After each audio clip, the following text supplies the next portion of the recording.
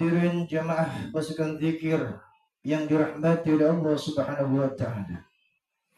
Malam ini kita memasuki pertemuan yang ke-143 dan kita akan bahas hikmah yang ke-72. Di kitab Al-Hikam nomor 49 baris tengah, beliau mengemukakan Bismillahirrahmanirrahim. Anta hurrun mimma anta anhu aisun. Anta hurrun, engkau itu merdeka. Mimma anta anhu aisun, dari segala sesuatu yang tidak engkau butuhkan. Wa abdun lima anta, dan kau tetap menjadi seorang hamba. Lahu tama'un, kepada apa yang kau inginkan. Kalau ditanya, sudah paham belum? Masih belum. Makanya yuk kita sama-sama mendekat dan merapat agar kita tidak gagal paham. Kemudian juga kita insya Allah nanti dengan berkat mendengarkan keterangan bisa kita aplikasikan dalam kehidupan sehari-hari kita. Di kitab ini hikmah yang ke-72, bahwasanya manusia itu akan ada dua modelnya.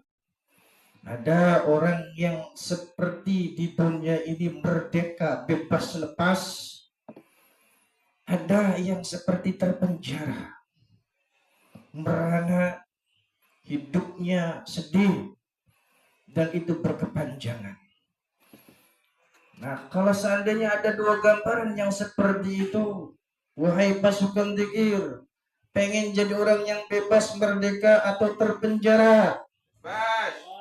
Kalau seandainya pengen jadi orang yang terbebas, maka simaklah siapa orang yang bebas menurut kitab ini. Al-Hikam menjelaskan, engkau itu merdeka. Merdeka dari apa? Dari segala sesuatu yang kau butuhkan, yang kau inginkan di dunia ini. Dan kau tetap menjadi seorang hamba, menjadi pelayan. Namun bukan hamba Allah, itu celaka. Yang kau hambakan kepada apa? Keinginanmu, nafsumu. Dan disitulah ya ada dua gambaran. Hikmah ini menunjukkan ada hinanya tamak dan mulianya qanaah. Jadi andai kata hidup di dunia ini bisa menjadi merdeka semuanya, terbebas daripada segala sesuatu yang bisa mengekang kita, yang bisa menjadikan diri kita sedih, yang menjadikan kita itu tidak bahagia. Andai kata tidak ada keinginan yang palsu, kata beliau. Kemudian juga di dunia ini tidak ada ketamakan di dalam diri kita, maka kita akan menjadi orang yang bebas, terlepas. Tidak ada yang mengikat kita. Kalau kita kan ya banyak orang enak, ya orang enaknya karena siapa? Ya karena menus. Karena apa? Dia telah banyak memberikan sesuatu kepada kita. Itu normal, ya. Cuma kita akan lebih kaji lebih dalam lagi supaya kita itu tidak salah persepsi di dunia ini. Jadi ketika di situ keinginan yang palsu itu ya seperti orang yang panjang angan-angan kemudian juga menggebu-gebu kepada keduniawian. Itu adalah angan-angan palsu. Kemudian di sana sifat tamak, ya, kalau ada akan menjadikan penjara bagi kita. Tapi kalau lepas dari itu semua, kita akan bebas merdeka, tidak diperbudak oleh sesuatu yang tidak berharga di dunia ini. Maka begitu Duit kan berharga, iya di dunia. Wanita kan berharga, iya. Ya, begitu ya. Tahta juga berharga, iya benar seperti itu. Kacamata syariat. Tapi kalau kita melihatnya kepada yang memberi, maka segala sesuatunya itu tidak ada harganya apa-apa. Tahta itu hanya titipan. Cuma beberapa saat, mungkin beberapa tahun saja. Wanita yang menemani kita mungkin hanya beberapa tahun saja. Ya. Jadi kalau seandainya kita disadarkan seperti itu, maka kita akan, oh iya. Jangan sibuklah dengan harta benda kita. Jangan sibuklah dengan keindahan wanita yang ada. Jangan asiklah kita dengan pangkat yang Allah Subhanahu wa Ta'ala titipkan. Nanti akan diperbudak itu semua. Membudak kita. Sehingga kita susah terlepas daripada itu. Pikirannya yang pada itu saja. Dan ketika di situ hilang, warakadangan. Ada yang mungkin stres. Ada yang mungkin jadi, ya sasarannya maaf ya, bunuh diri. Ya, itu. Nah kemudian bagaimana? Ya, kelanjutannya. Kalau kita menjadi budaknya Allah, kita menjadi hamba sahayanya Allah Subhanahu wa Ta'ala, yakni hamba Allah yang mulia, itu hamba atau budak akan merdeka selagi dia menerima apa yang Allah berikan saja, tidak mencari yang lain. Wis anane istri ini pun, iya wis urusan berarti saja nih. Ya. Ya. Supaya apa? Supaya kita mudah bahagia. Tapi ada orang yang merdeka, dia punya segala-galanya, ya. Di dunia ini mobil ada, kemudian juga rumah gedung, istri juga ada. Tapi kalau dia itu ada sifat tamak di dalam dirinya, tidak akan merdeka. Hidupnya akan terpenjara, susah, kurang terus. Padahal apa yang ia turutin tidak akan mendapatkan tujuan yang ia inginkan. Ujung-ujungnya ya kecewa lagi. Nah makanya resepnya apa supaya kita itu terhindar dari itu semua? Beliau menjelaskan di dalam kitab ini, qanaah. Baca tadi, qanaah. Qanaah itu simpelnya begini. Kita menerimakan sesuatu yang biasanya ada, tidak ada. Itu kita biasakan. Responnya ya biasa saja. Misal, kalian biasa merokok, rokoknya tidak ada. Iya. Nah, orang qanaah ya biasa saja.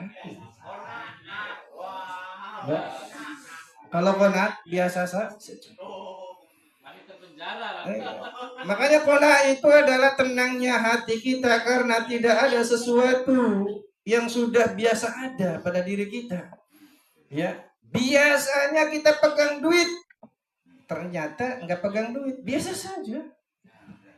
Bisa nggak seperti itu? Insya nanti ketika ada pembahasan lagi yang lebih dalam, ternyata ketika kita tidak mendapatkan apa-apa, sejatinya kita telah diberi oleh Allah Subhanahu wa Ta'ala segala-galanya. Kok bisa begitu? Iya. Karena apa? Kajiannya, perspektifnya itu kita ngaji tasawuf. Jadi jangan kita itu memandang Allah ketika tidak memberikan itu kita tidak mendapatkan apa-apa. Justru ketika kita tidak mendapatkan apa-apa, kita sudah mendapatkan segala-galanya. Kok bisa begitu? Nanti ada penjelasannya. Iya. Yang penting kita qanaah saja dulu. Qanaah, ya. Sifat qanaah itu nanti akan menjadi apa? Benih-benih daripada sifat zuhud yang ada pada manusia. Ya. Nah, ketika kita sudah zuhud di dunia ini, tidak gendam-gendam kepada dunia, ya tidak cinta kepada dunia, ya, maka kita akan aman daripada sifat tamak. Kemudian untuk memperlengkap pertemuan pada malam hari ini ada di situ sampai 5 analogi, 5 contoh di dalam kitab ini. Kita ambil sekenanya saja. Karena apa? Subjek dan objeknya berbeda tapi tujuannya sama. Ada contoh burung Raja Wali, ada seorang bijak ya yang mengumpamakan, kemudian juga ada seorang murid dan guru. Satu persatu saja. Ada burung, ya. Burung itu bisa merdeka, terlepas, bebas, luar biasa. Ditembak susah, apalagi ditangkap. Daksana orang yang qanaah, ya. Tidak terpenjara, ya. Tidak terikat dengan makhluk, bebas, nyantai hidupnya di dunia ini, tenang saja, tidak ada juga tenang. Ya. Itu laksana Raja Wali. Cuma yang sayang disayang, Raja Walinya itu terpancing dengan apa? Ikan betik. Ya. Dengan daging yang secuil, yang tadinya bebas terbang ke sana ke sini, ya, ke sana kemari, karena terjebak dengan daging yang kecil, dia apa? Turun. Yang tadinya ditembak susah, ditangkap susah, itu ditangkap mudah. Terpancing, ya, dengan hawa nafsu, terpancing dengan jebakan yang ada, sehingga apa? Yang tadinya terbang bebas lepas jadi apa? Terpenjara, ya. Ditaleni sikile, kemudian apa? Dijadikan mainan, hinalah dia Raja Wali. Itu contoh yang pertama. Ada contoh yang kedua. Apa contoh yang kedua? Di situ dari Al-Fatih, orang bijak. Beliau mengumpamakan ada orang yang lagi makan. Makannya roti sama keju, ya. Yang sebelah kanan roti saja, yang sebelah kiri roti dan keju, ya. Cuma ini ya sayang disayang yang sebelah kanan, padahal kalau dia menerima luar biasa, dapat rotinya dia mulia, berbebas, tidak ada kekangan dari sini dan situ. Tapi karena dia sana itu menginginkan, saya juga pengen kejunya, bukan hanya roti saja, tapi saya pengen keju. Kata sebelah kiri, kalau seandainya kamu pengen keju gampang, kamu mau nggak jadi anjing-anjingan? Karena dia itu mengikuti hawa nafsunya, jadi dia mau jadi anjing. Dikasihlah ikat di sana, ya, lehernya, kemudian jadi anjing, dan dapat apanya? Keju yang sangat rendah. Tapi apa? Dia jadi anjing. Na'udzubillah, na'udzubillah. Itu perumpamaan yang kedua. Artinya apa? Kalau kita menjaga qanaah, ya, kalau roti saja yang kita inginkan, ya, dari Allah Subhanahu wa taala pemberian kita itu cukup, maka mulia. Tapi karena kita itu mencari yang tidak ada, bisa na istri nih bareng. Dulu saja.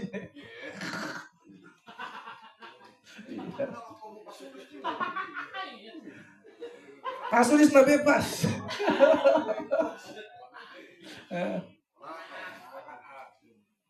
Nah itu ya.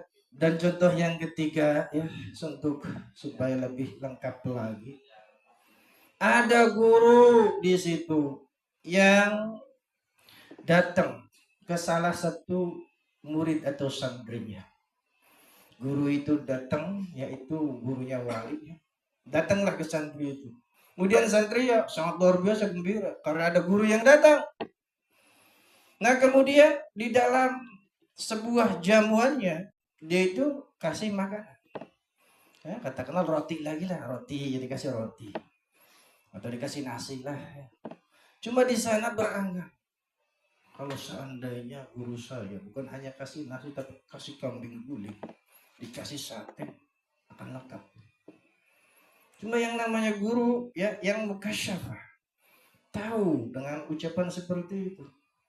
Setelah makan selesai, murid tadi, ya, si santri tadi dipegang tangannya, kemudian suruh ngikutin guru. Tiba-tiba luar biasa, tanpa istilah kata di situ ada hal-hal sungguh sangat takjub dan aneh.